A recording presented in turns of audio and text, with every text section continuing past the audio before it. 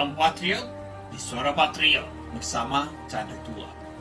Kali ini kita angkat tema Indonesia jangan tertidur. Ini bukti dunia mulai lepas dari cengkraman PKC, Partai Komunis China. Dunia sedang berubah. Di balik senyum diplomasi dan janji investasi, tersembunyi cengkraman yang perlahan namun pasti melumpuhkan bangsa-bangsa. Inggris, negeri dengan sejarah industri terkemuka, kini hampir kehilangan kemampuan membuat bajanya sendiri. Pabrik baja terakhir mereka, British Steel, telah jatuh ke tangan investor dari China, Jinye Group. Ketika mereka mencoba menutup pabrik itu, pemerintah Inggris terpaksa turun tangan. Karena jika tidak, Inggris akan menjadi satu-satunya negara maju di Eropa yang tak mampu membuat baja sendiri. Tapi Amerika bergerak. Dalam perjanjian dagang terbaru dengan Inggris, mereka memasukkan satu klausul krusial. Barang dari China tidak boleh masuk rantai pasok, bahkan jika dikirim lewat Inggris. Ini bukan sekedar proteksi ekonomi. Ini adalah langkah strategis untuk menutup celah agar China tak bisa menyusup ke ekonomi barat lewat pintu belakang. Tapi Beijing tak tinggal diam. Mereka mencari cara lain. Muncullah praktik kotor bernama cuci asal negara. Barang dari China dikirim ke Vietnam atau Malaysia atau negeri lain, diberi label seolah-olah buatan negara lain.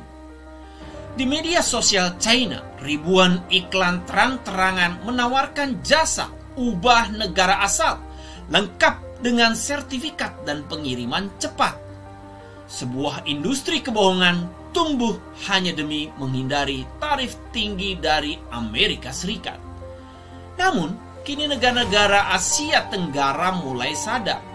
Vietnam dan Malaysia memperketat aturan. Produk dari China tak lagi bisa sekedar diganti stiker.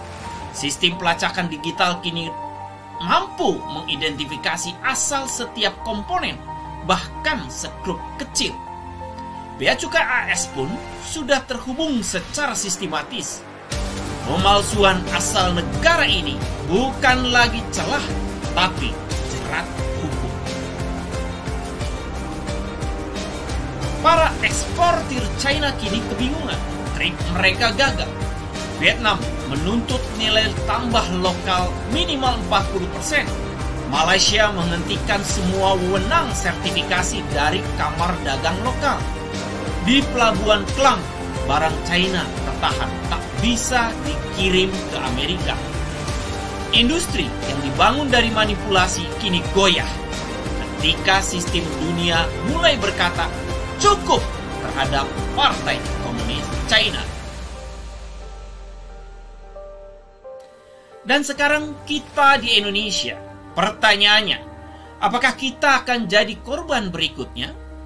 Jangan sampai kita ulangi kesalahan Inggris, kehilangan kendali atas sumber daya strategis demi investasi jangka pendek. Jangan pula kita biarkan Indonesia jadi jalur baru cuci label agar barang dari China bisa kembali menembus pasar Amerika. Kita akan mendapat sanksi lebih berat dari Amerika. Wahai para pemimpin bangsa, lihatlah momentum ini sebagai kesempatan emas. Ketika ekonomi China mulai rapuh, ketika strategi kelabu mereka terbongkar, inilah saatnya kita lepaskan ketergantungan. Kita tak boleh hanya jadi pelabuhan transit. Kita harus jadi produsen. Kita tak boleh hanya jadi pengguna dana asing. Kita harus jadi pengendali strategi. Karena bangsa yang besar bukan yang banyak menerima, tapi yang berani menolak dominasi asing demi kedaulatan dan masa depan anak cucu kita.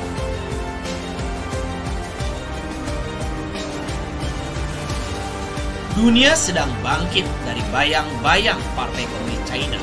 Waktunya Indonesia berdiri dengan kepala tegak dan tekad bulat, merdeka sepenuhnya dari cengkraman kekuatan PKC.